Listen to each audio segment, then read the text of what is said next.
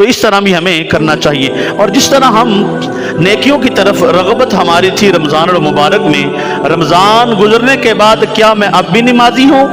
رمضان گزرنے کے بعد کیا ہم نے جو رمضان میں داڑھی شریف رکھی تھی کہ رمضان کے روزے رکھ لیں جناب، داڑھی نہیں مڈانی، کیا ہم نے اسی طرح اس کو معافی دی ہوئی ہے؟ داڑھی کو چھوڑا ہے کہ نہیں کرنا، چوری نہیں کرنی، فلاں کام سے بچنا ہے؟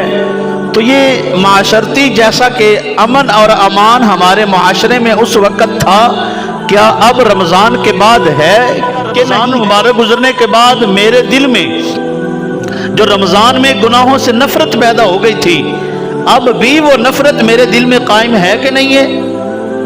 یہ باتیں، یہ اعمال، یہ کام آج ہم نے سوچنے ہیں، ہم نے رمضان المبارک میں کیا کھویا ہے اور کیا پایا ہے۔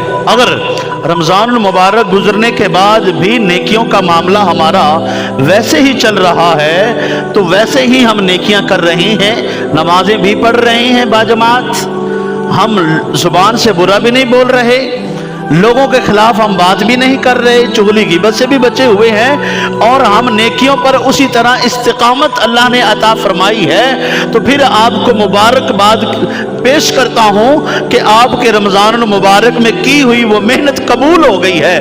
اگر نہیں ہم کر رہے تو اس بات کی فکر کریں کہ ہمارا رمضان المبارک کی محنت ضائع ہو گئی ہے۔ ہمیں اس بات کی فکر کرنی ہے کہ رمضان المبارک میں جو ہماری زبان اچھا استعمال کرتے تھے تو آج ہم کیسا استعمال کر رہے ہیں۔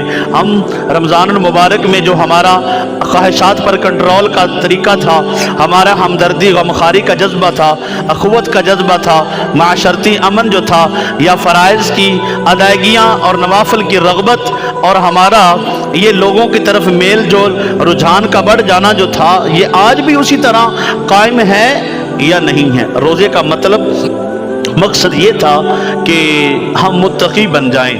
تو کیا ماہ رمضان میں اللہ نے روزے ہم پر فرض کیے؟ الحمدللہ جتنی جس کو توفیق ہوئی اس نے روزے رکھے۔ تو کیا ہم رمضان کے بعد بھی کبھی پیر شریف کا، جمعرات کا، یا عاشوراء کا، یا شب برات کے ہم روزے رکھتے ہیں؟ کیا ہم نے، یا ذوالحج شریف کے روزے ہیں پہلے 10 دن کے، کیا ہم نے رمضان المبارک کے علاوہ بھی کبھی کسی مہینے کے روزے رکھے ہیں؟